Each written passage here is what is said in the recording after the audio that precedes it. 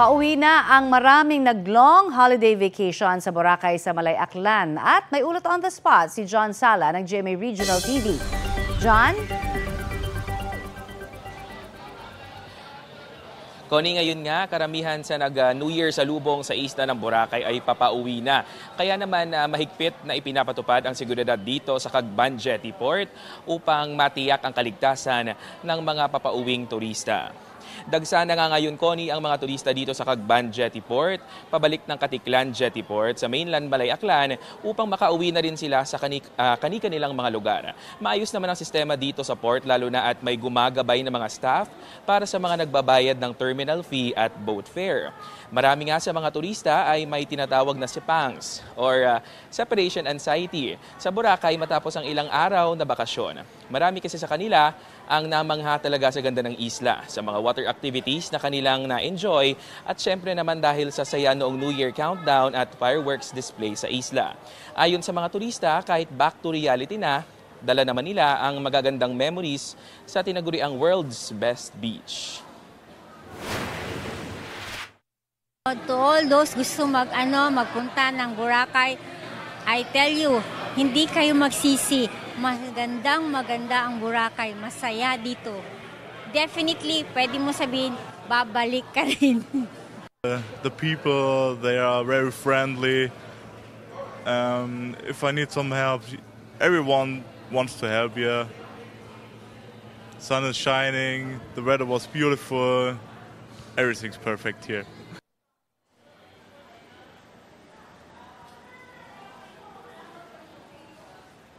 Connie, kahit na marami na ngayon ang umuwi sa kani-kanilang mga lugar, marami naman tayo nakikitang pumapasok pa lang dito sa Boracay upang umpisahan ang kanilang bakasyon. Connie? Maraming salamat, John Sala ng GMA Regional TV.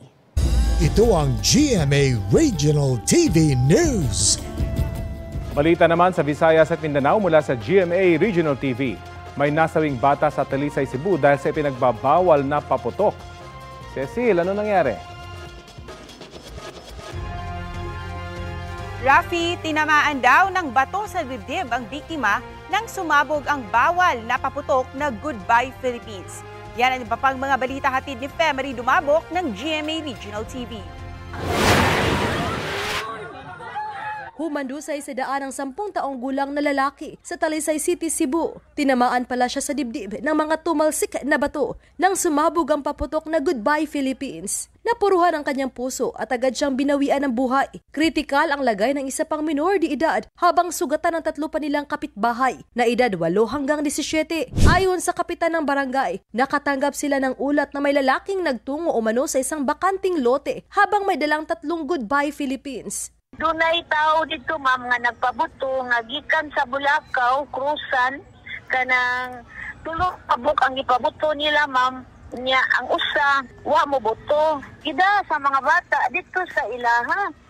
Unya, o sa kay nahitabo, ma'am, murag ilaha baka hanggi. Kuan na didukdok baka nila o unsa ni buto. Nakikipag-ugnayan na sila sa Talisay City Police para matuntun ang lalaking nagdala umano ng pinagbabawal na paputok sa kanilang barangay. Nasabugan naman ng paputok na bombshell ang isang lalaki sa Asturias, Cebu. Dead on arrival siya sa ospital. Batay sa investigasyon ng pulisya, nilapitan ng biktima ang paputok at sumabog ito sa kanyang mukha. Sa Pavia, Iloilo, natagpuan ang isang ligaw na bala sa isang bahay sa Barangay Pandak. Ayon sa pulisya, napansin ng pamilya roon na may butas sa kisame ng isang silid kahapon ng madaling araw. Nang suriin nila ang silid, doon nila na-recover ang isang bala. Wala namang tinamaan ng bala. Inireport ito agad ng pamilya sa pulisya. Isa sa ilalim naman ang bala sa ballistic examination. Sa ngayon ay wala pang person of interest ang pulisya. Sakaling matukoy kung sino ang nagpaputok ng baril, pwede siyang sampahan ng reklamong illegal discharge of a firearm. Femery Dumabok ng GMA Regional TV. Nagbabalita para sa GMA Integrated News. Patay ang isang magsasaka matapos sumabog ang isang granada sa peryahan sa Matalam, Cotabato. Ayon sa nanay ng biktima, naglalakad lang ang kanyang anak malapit sa gate ng peryahan nang mangyari ang pagsabog. Ayon sa Matalam LGU, may 2 ring nagtamo ng minor injuries sa insidente. Inaalam pa ng pulisya kung sino ang naghagis ng granada sa peryahan. Sa Pagalungan, Maguindanao del Sur naman, hinagisa ng 2 granada ang maneuver team ng pulisya roon. Nasira ang isang sasakyan sa lugar matapos sumabog ang isa sa 2 granada. Wala namang nasaktan sa mga pulis. Tumakas daw ang mga salarin sakay ng motorsiklo. May persons of interest na ang pulisya pero hindi pinangalanan dahil patuloy pa ang investigasyon. Kinundi na naman ng Pagalungan LGU ang insidente. Kasabay ng pagsalubong sa 2025, sinalubong din ang mga consumer ng dagdag singil sa kontribusyon sa Social Security System pati na sa tubig ng Maynilad at Manila Water. Balitang hatid ni Maki Pulido. Bagong taon, bagong taas-singil sa ilang mga bayarin. Epektibo na ang taas-singil ng Maynilad at Manila Water. Kung customer ka ng Maynilad, 7 pesos and 32 centavos per cubic meter ang average na dagdag singil. 5 pesos and 95 centavos naman sa Manila Water. Sa Marso na uli magkikwenta ang MWSS Regulatory Office kung magkakaroon ng pagbabago sa singil ng mga water concessionaire. Sa taas ng mga bayarin, hindi pa nababayaran ni Marites ang singil sa tubig mula noong Nobyembre. Kaya habang sarado ang maraming negosyo noong bisperas ng bagong taon, magdamag na bukas ang kanilang karinderya para makaipon ng pambayad. Survive talaga nga makaahon sa bayaran, sa pang-araw-araw. Wala pang anunsyo ang Meralco o mga electric cooperative. Pero daw pinayagan na ng Energy Regulatory Commission na singilin ng National Grid Corporation ang kinontrata nitong reserbang kuryente noong 2024, posible ang taas singil sa kuryente. Mahigit 3 bilyong piso yan na sisingilin sa mga electricity consumer ng 3 hanggang 6 na buwan. Pag tinaasa naman lang, kawawa naman kami. Maawa naman sila sa amin.